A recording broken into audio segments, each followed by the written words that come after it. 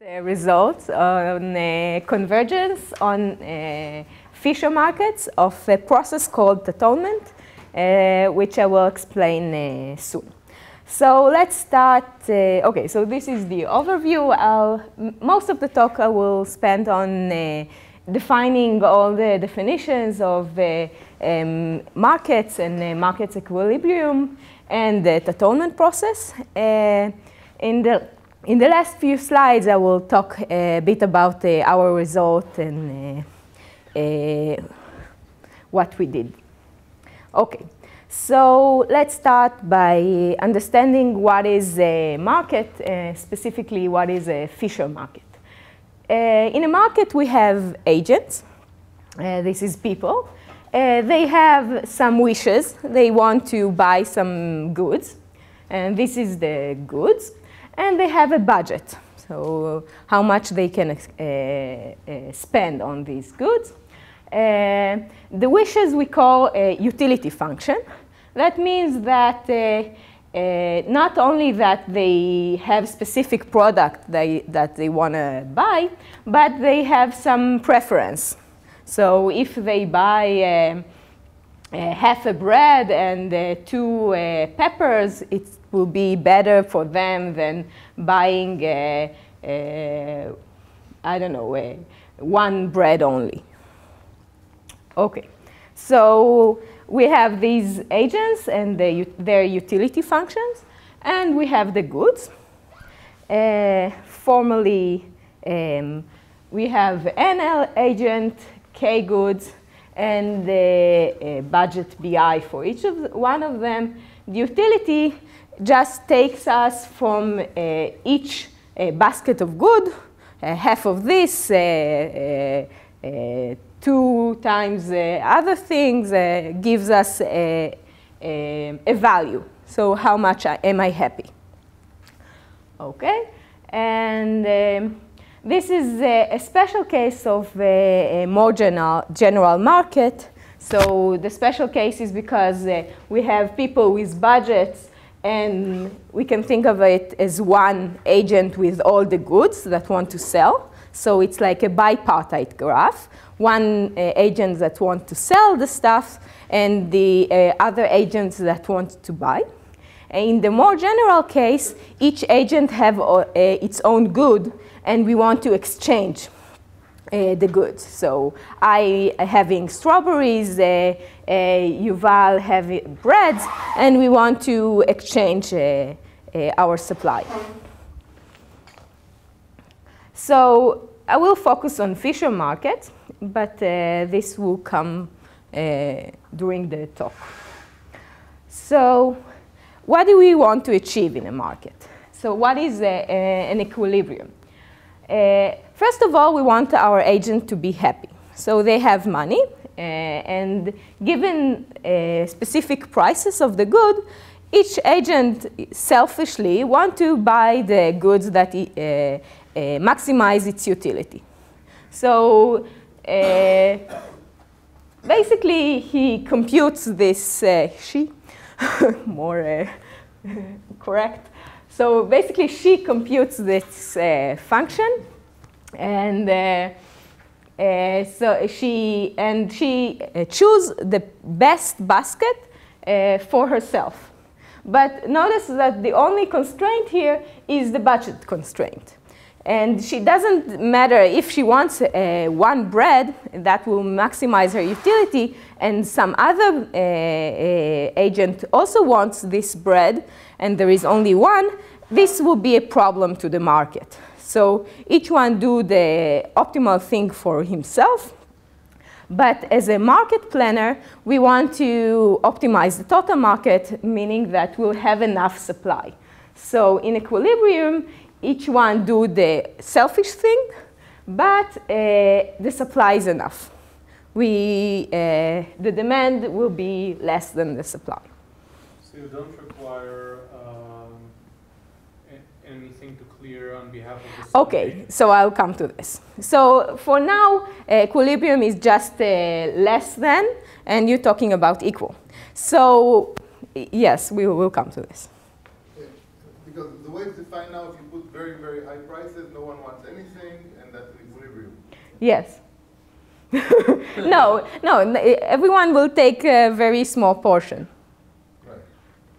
But what the theorem says, that it's not that if an equilibrium exists, there is also an equilibrium that gives us the equals there. So there is an equilibrium that will, I think this specific theorem.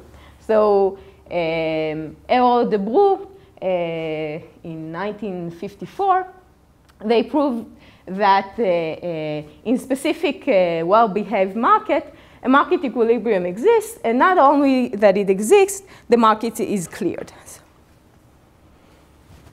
Okay. So the model I explained before, wait. No, okay. So the model I explained before was due to Walras, and this is the equilibrium he defined. Now, this theorem holds for exchange market, the more general case. When the utilities are nicely behaved, they are continuous, they are strictly monotone, and quasi-concave. So it also holds for a Fisher market with most of the utility functions we know. Okay.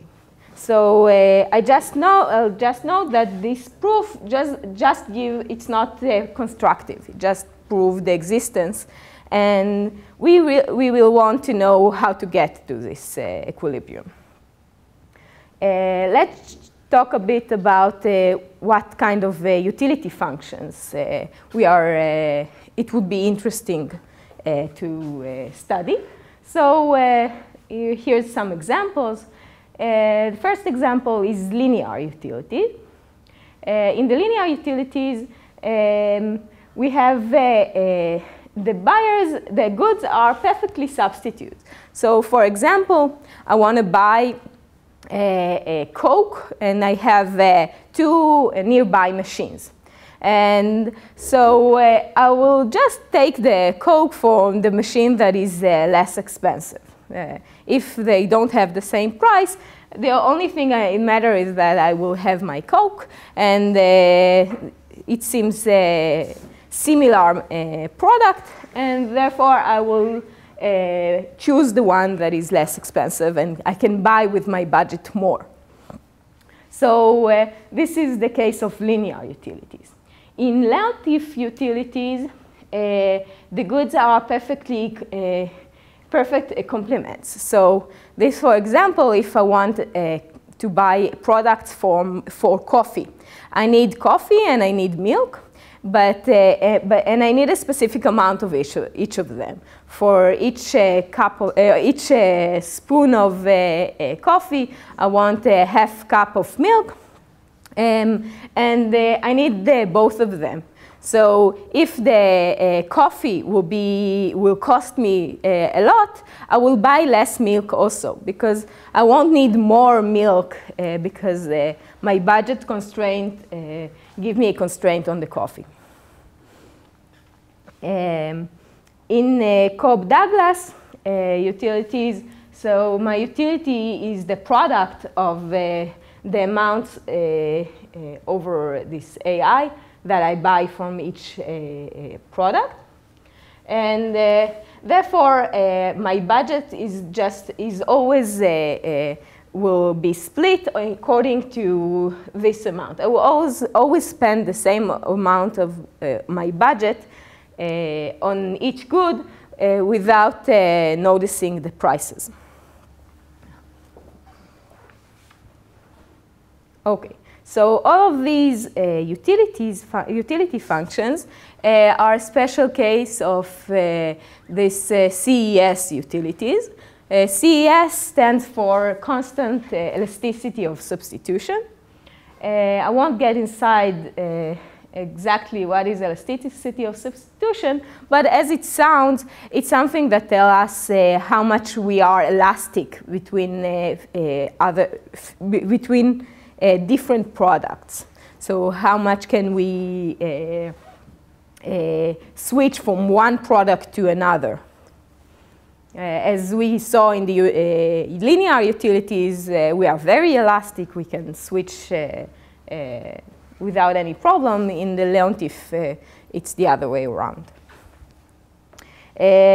So again, for rho equal 1, it's a linear utility. Rho goes to minus infinity, it's Leontief. And for rho goes to 0, this is the Cobb-Douglas. Specifically, we call all such utilities with rho in between 0 and 1 weak Ross substitute. That means that if we raise the price of a specific good, this will not decrease the demand of other good.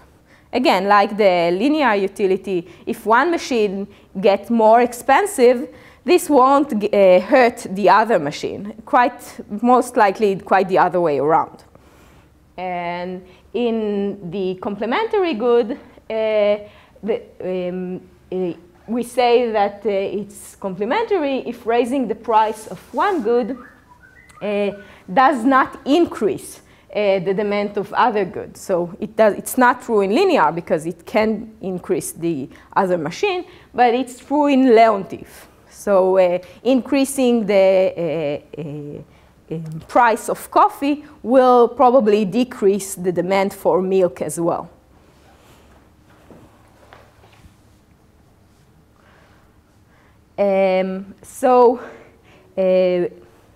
I think the main constructive proof of equilibrium was due to Eisenberg, to Eisenberg and Gale. So they proposed this convex program. They mainly studied it for the linear utility, and then and it was studied ever since to fit more general utility functions, cases of utility functions. And so as you can see, this is a convex program. The objective here is something that is function of the utilities of the agents. And the constraint here is the supply constraint. So in first glance, it doesn't seem to give us an equilibrium because it only maximizes the sum of the budget times the land, the utility, and not as an equilibrium. In the equilibrium, each agent wants to maximize its own. So maybe this sum won't maximize each and every one of the agents. But by the KKT, the Karushkun-Tucker conditions, we can show that an optimal solution to this convex program is in fact an equilibrium. Each agent will have the maximum utility and the supply constraint will be satisfied. In the dual program, so in the primal program, we get the demand. This calculates our demand, the optimal demand. And the dual program gives us the prices. So in the optimal solution of this, P will be the prices.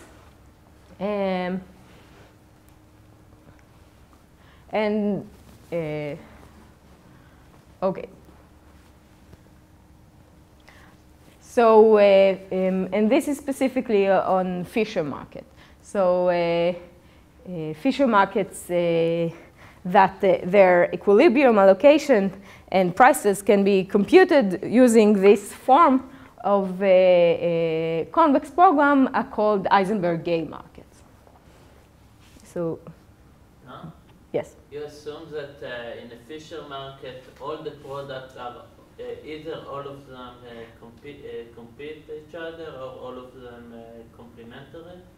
Yeah, I'm assuming that all of the utilities are from the same type. This is what you mean. Yes. Yes, yes. So I'm assuming that, yes, we don't mix between utilities. You cannot have like coffee from one machine, coffee from another machine? So it's not, so you separate the market. So in a specific market, I assume all the agents have the same kind of utility.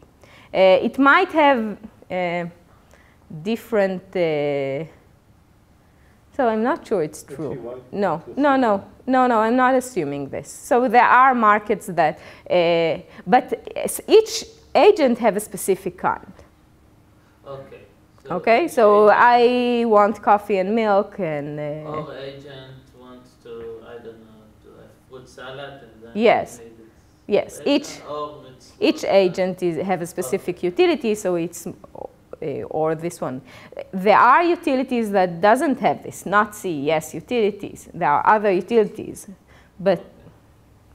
So this formulation can gives you an explicit algorithm whenever the lines of the new eyes are concave? Yes. And if from all the maybe there's some other, there are some other constraints. I needed to be technical constraint. So maybe most of the all the conditions you need for the Korsch-Tucker conditions. So if we go back to the previous slide with all the different classes of utilities, for which of them does it work? All of them. So the previous slides, it was all of them work. All of them work directly in this Convex program? Yes, but the interesting thing is more than these utilities. Yes. So all of them we can compute their equilibrium. So just summarize what we did so far. We talk about the formal definition of a market. We talk about the existence of equilibrium, and now we saw a constructive solution of an equilibrium. But it's hard to justify the notion of equilibrium without talking about the process to get an equilibrium. So this brings us to the Tatonnement idea. So the Tatonnement was, the idea was due to Walras around 130 years ago. And so we want to know how do prices converge to this equilibrium. So Walras suggested a quite natural process. So in this process, we have the prices, and we change the prices over time. How do we change them? Is that we look at prices that have a lower, prices that have excess supply, meaning that the demand is less than their supply, we will lower the cost, because maybe this way agent will buy more of them. And goods that has excess demand, that the demand is bigger than the supply, we will raise their prices. This way maybe the agent will buy less. And then each time we do this, the agent just responds with a demand that is optimal to the new price, and this goes on. And this will get us a new demand, and the prices again will be lower and raised according to the new demand. So this is in general. So there could be a lot of functions that give us a process that is Tatonnement. Specifically, I will focus on this process. So what does it mean? So in time t+1, for good j, we just do a weighted average between the previous price and so the weighted average is depending on this epsilon, and between the previous price and the excess demand. So here Z is the excess demand. It's positive when we have more demand than supply, and it's negative when the supply is bigger than the demand. Therefore, it is tatonnement, as if Z is positive, the prices will raise, and if Z is negative, the prices will lowered. Okay. So just notice that we do this for each good, not depending on other goods. Okay, this is by definition of tatonnement. So just another thing I want to point out that now we believe that tatonnement is more like a computational process than the real way that the market behaves. So it's as we see it, it's more like the computational than the way to understand real markets. Okay, so let's talk about what we know so far. So the earliest results studied the tatonnement. Arrow et al. Gave a time-continuous process, tatonnement time-continuous process, for weak gross substitute utilities. Scarf later showed some example where there's utilities such that the tatonnement process does not converge. So there were non-weak gross substitute utilities. So this was done mostly, so up to this result, the work was done by, sorry.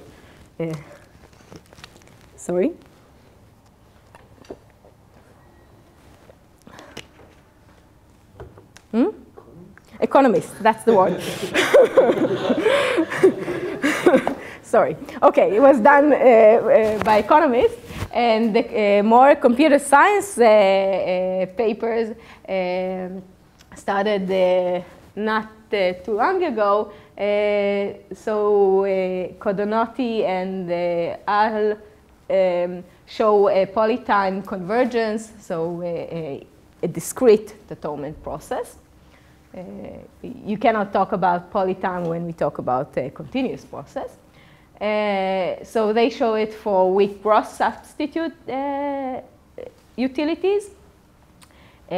Fleischer et al. Later gave a much more general case of utility, so prove it for a very general group of utilities, but they had a weaker form of convergence. They didn't, so in this form, they didn't satisfy the budget constraint of each of the agent, only the sum of budget constraint. And also the convergence was to the prices that converge is not the last price that converge to equilibrium, but the average of all the prices so far. Okay, Kohl and Fleischer, then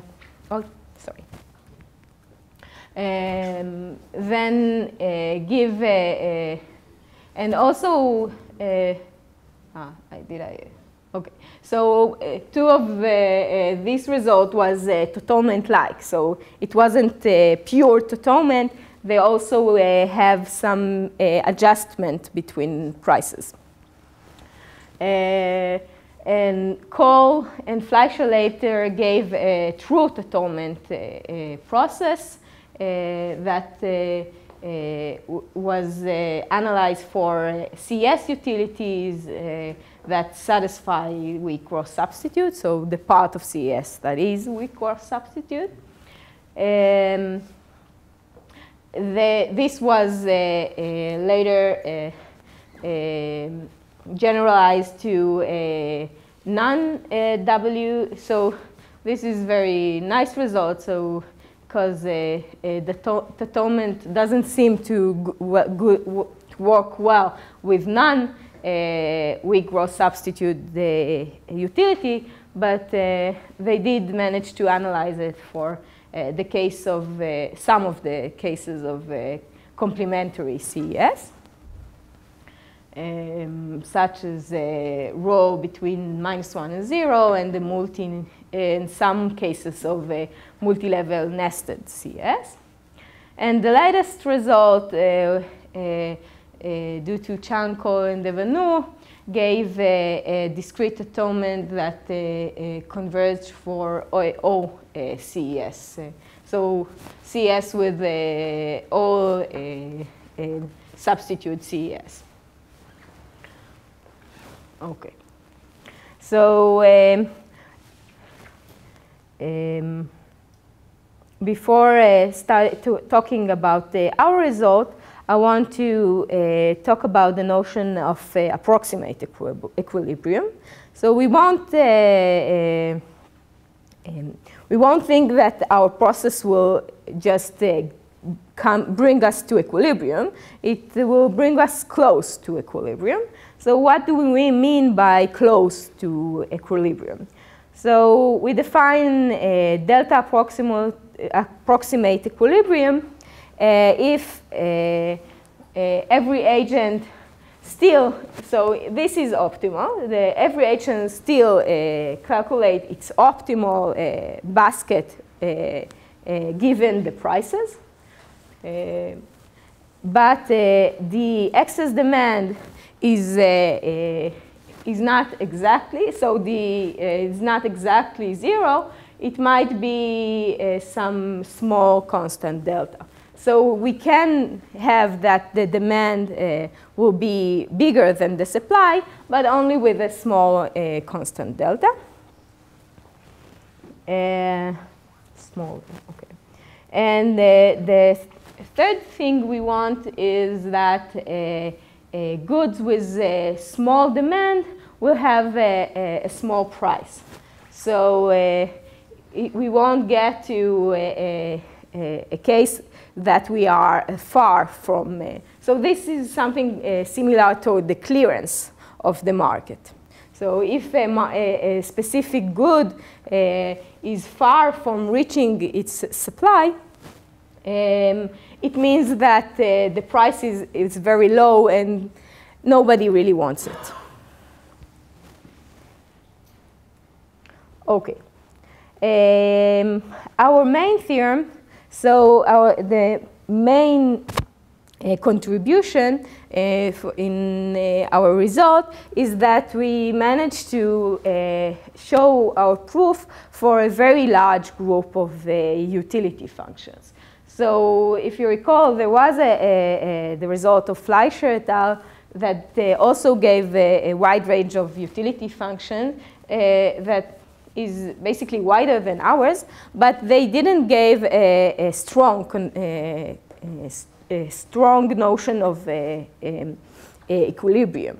So we managed to show a strong, very strong, stronger than all the rest, notion of convergence, and for a quite wide range of utility function, meaning all the CES and more. So all Eisenberg-Gale utilities. So recall just the Eisenberg-Gale utilities, that all the utilities that can be calculated through this Eisenberg-Gale can be achieved by the process, this process, and be analyzed by our analysis. So our main theorem just tells us that we proved that for every beta smooth market, so what is and delta, any given delta, so how much that we want to get close to the equilibrium, some small enough epsilon and for large enough t, we get, if we have these conditions and the beta smooth conditions, after a time t, this pair is delta approximate. So what is beta smooth? Beta smooth tells us that if all the markets in which when the prices are close to the optimal, so here optimal dual, the dual objective of the Eisenberg-Gale program, if the prices have this objective close to the optimal by beta alpha, that will tell us that the excess demand of the prices and the excess demand is a function here of the prices because the demand is a function of the prices, and then we can calculate the excess demand. So the excess demand is also small. And the connection is this function beta. So this is a beta smooth. And the other conditions we need is we need that the dual objective would be monotonically non-increasing. So each step we do, so PFS is the first prices, P1 are the second prices, and so on. And we want that the objective on the dual objective on these prices will be non-increasing. The second thing we want, so we need to prove, is that the average for large enough, after large enough steps will be small. So mainly we say here that if we have all these conditions, we get that our market converge, our process converge.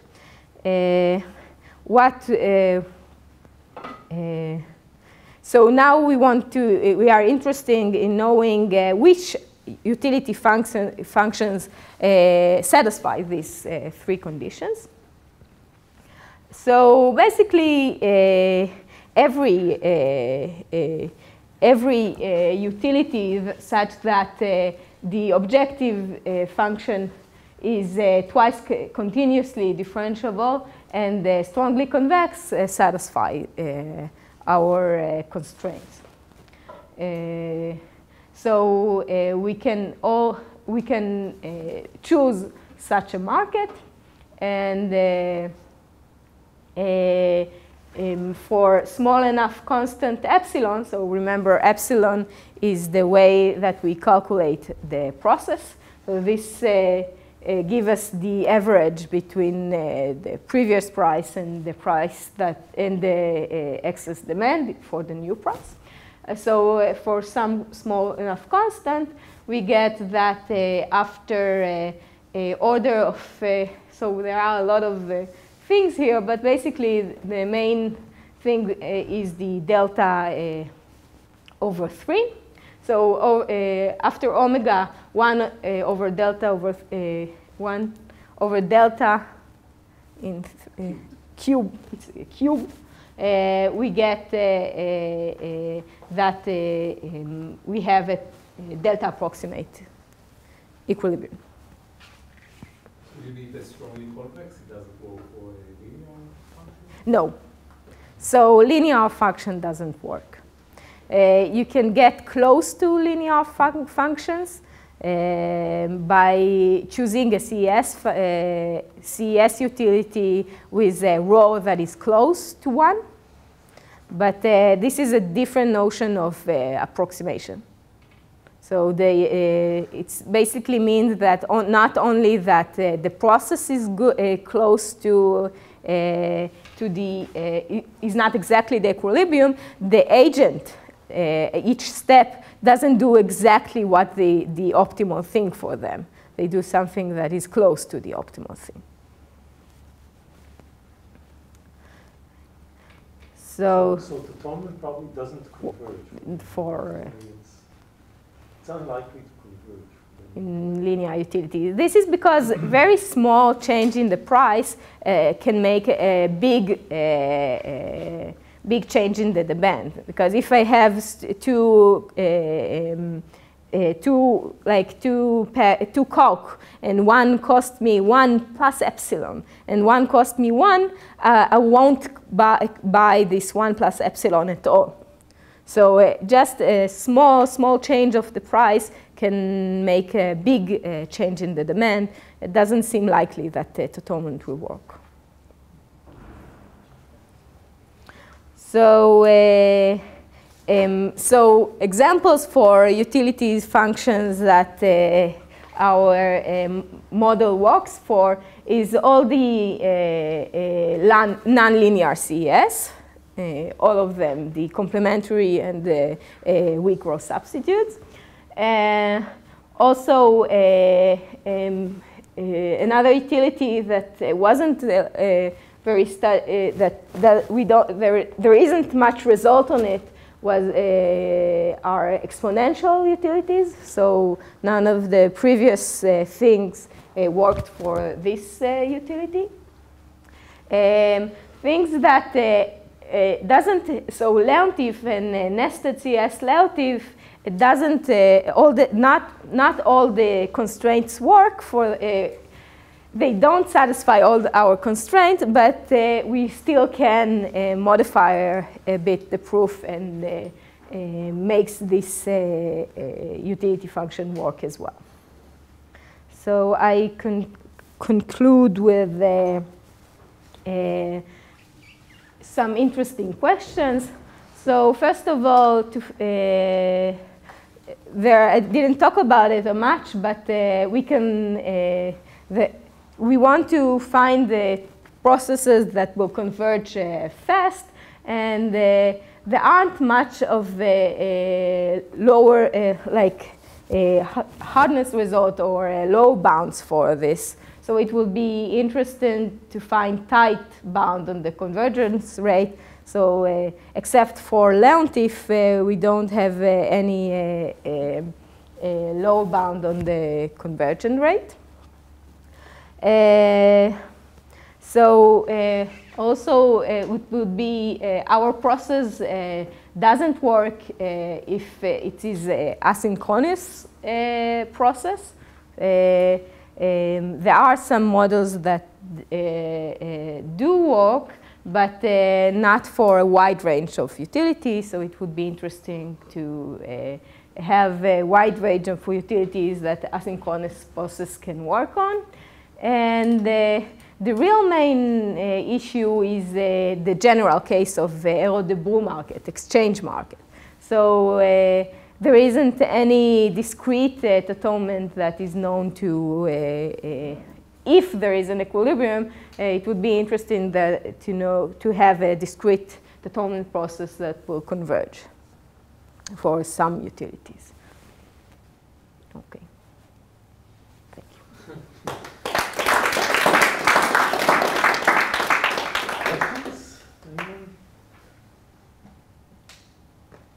How fast is the convergence? Again, I mean, it's one.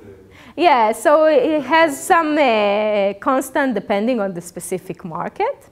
But basically, it's 1 over delta cube. So when delta is the approximation we want to achieve. It's not the best result known. So to previous result, so Leontief, there are better things than CES also, but the main contribution, I think that this model is very wide. So we can talk about a very wide group of utilities. So for CES specifically, it's known to be log 1 over delta. And for Leontief, it's known to 1.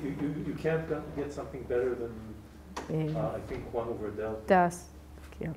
And there is 1 over delta square that is known. You can't in the sense of computation or convergence? In the sense of convergence. Not computation. Specifically, tatonnement doesn't work faster than that. No more questions? Okay. Thank you. Thank you.